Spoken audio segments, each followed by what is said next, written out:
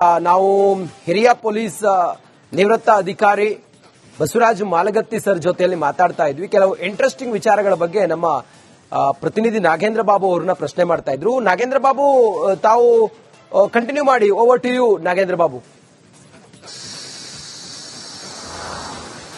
S sir, thank you Ranjit.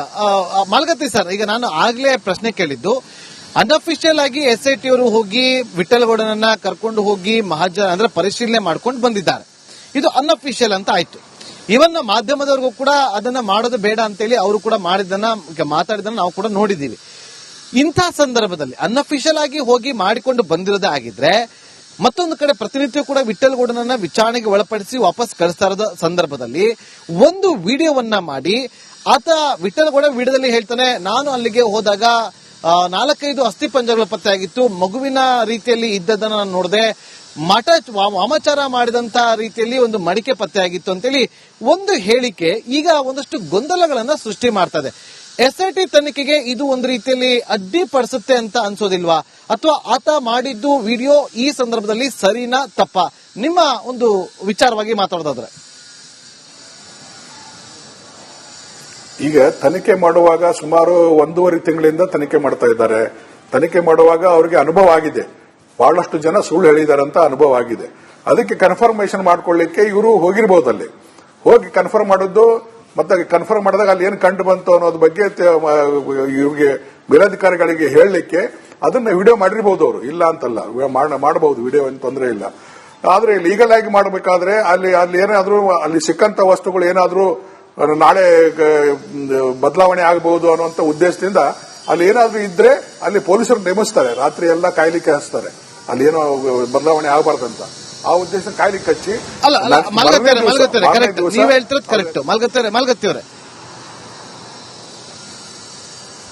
ಮಾಲ್ಗತ್ತಿಯವರೇ, ಈಗ video ಮಾಡಿರೋದು ವಿಠಲ್ಗೌಡ ಒಂದು ವಿಡಿಯೋವನ್ನ ಮಾಡಿ, ಸುಮಾರು 2.5 ನಿಮಿಷದ ಒಂದು ವಿಡಿಯೋವನ್ನ ಮಾಡಿ, ನಾನು ಈ ತರ ಹೋದಾಗ SIT ಅಧಿಕಾರಿಗಳ ಜೊತೆಲಿ ಹೀತಿದ್ದನ್ನು ನಾನು ಕಣ್ಣಾರ ಕಂಡಿದ್ದೀನಿ ಅಂತ ಹೇಳಿ ವಿಠಲ್ಗೌಡ ಮಾಡಿರುವಂತ ವಿಡಿಯೋ ಬಗ್ಗೆ ನಾನು ಪ್ರಶ್ನೆ ಮಾಡಿದ್ದು.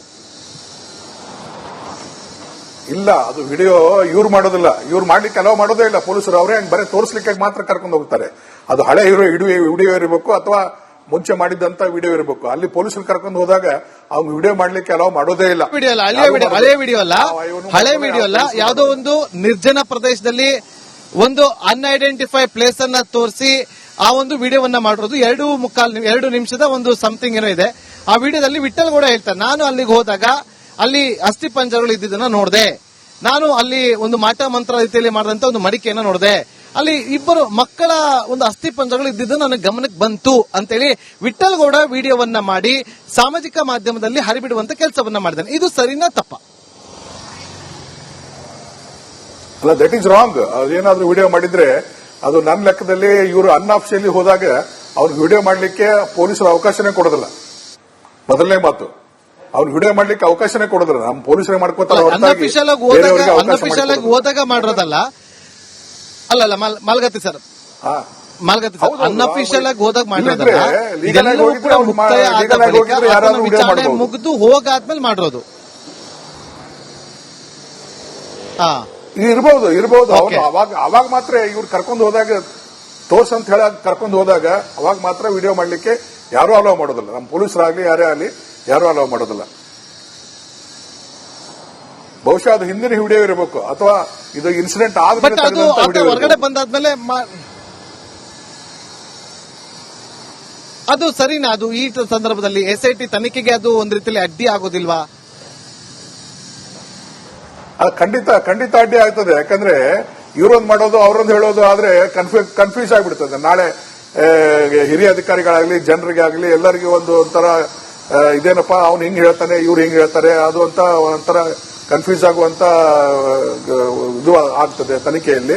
ಸೊ ಆತರ ನಮ್ಮವರು ಪೊಲೀಸರು ಹೋದ್ರೆ ಖಂಡಿತವಾಗಿ ಯಾರು ಅಲೋ ಮಾಡೋದಿಲ್ಲ, ಇನ್ಕ್ಲೂಡಿಂಗ್ ನಾನೇ ಹೋಗಿ ಇದ್ರು ಸಹ ನಾನು ಅಲೋ ಮಾಡೋದಿಲ್ಲ. ಬರೀ ಪೊಲೀಸರು ಮಾತ್ರ ಒಬ್ರು ಅಲೋ ಮಾಡಿಸ್ತೇವೆ ಅಷ್ಟೇ. ಅನ್ಆಫಿಷಿಯಲಿ ಹೋದಾಗ ಎಲ್ಲರೂ 20 ಮಂದಿ ಕರ್ಕೊಂಡು ಹೋಗೋದಿಲ್ಲ, ಅವನೊಬ್ಬರಿಗೆ ಮಾತ್ರ ಕರ್ಕೊಂಡು ಹೋಗಿರ್ತಾರೆ. ಅವಂಗ ಹೆಂಗ್ ವಿಡಿಯೋ ಮಾಡ್ಲಿಕ್ಕೆ ಅಲೋ ಮಾಡ್ತಾರೆ?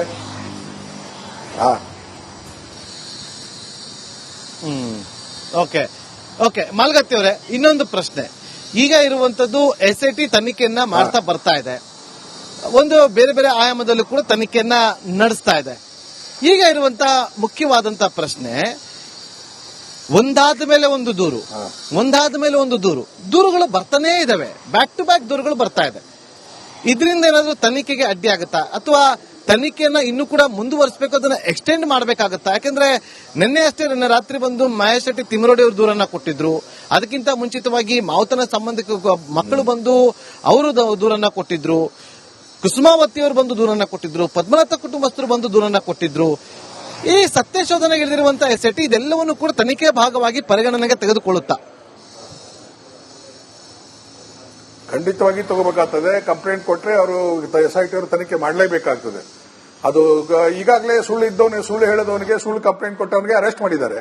ಸೊ ಜನ ಸುಳ್ಳು ಕಂಪ್ಲೇಂಟ್ ಕೊಟ್ರೆ ಅವರು ಜೈಲಿಗೆ ಹೋಗ್ತಾರೆ ನಾಳೆ. ಸುಳ್ಳು ಅಂತ ಗೊತ್ತಾದ್ರೆ ತನಿಖೆಯಲ್ಲಿ ಅವ್ರ ಮೇಲೂ ಕೇಸ್ ಆಗ್ತದೆ ನಾಳೆ. ಸೊ ಹೀಗಾಗಿ ಜನನು ನಿಜ ಇದ್ರೆ ಬಂದು ಕಂಪ್ಲೇಂಟ್ ಕೊಡಬೇಕು. ಸುಮ್ಮನೆ SIT ಅಂದ್ರೆ ತಮಾಷೆ ಮಾಡ್ಲಿಕ್ಕೆ ಹೋಗಿಲ್ಲ. ಅದು ಸೀರಿಯಸ್ ಕೇಸ್ ಇರೋದ್ರಿಂದ ಅದು ಕೇಳಿಸ್ತಾ ಇದೆಯಾ? ಕೇಳ್ತದೆ ಬ್ರದರ್, ಹೇಳಿ. ಕೇಳ್ತದೆ. ಅವರು ನಾನು ಮಾತಾಡಿದವ್ರಿಗೆ ಕೇಳ್ತದೆ ಕಾಣ್ತದೆ.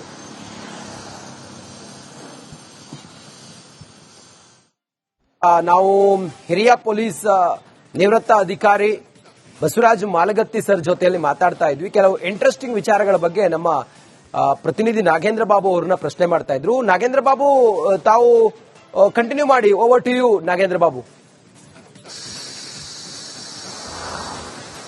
S sir, thank you Ranjith. Malagatti sir, ಈಗ ನಾನು ಆಗ್ಲೇ ಪ್ರಶ್ನೆ ಕೇಳಿದ್ದು, ಅನ್ಅಫಿಷಿಯಲ್ ಆಗಿ SIT ಅವರು ಹೋಗಿ ವಿಠಲಗೌಡನನ್ನ ಕರ್ಕೊಂಡು ಹೋಗಿ ಅಂದ್ರೆ ಪರಿಶೀಲನೆ ಮಾಡ್ಕೊಂಡು ಬಂದಿದ್ದಾರೆ. ಇದು ಅನ್ಅಫಿಷಿಯಲ್ ಅಂತ ಆಯ್ತು.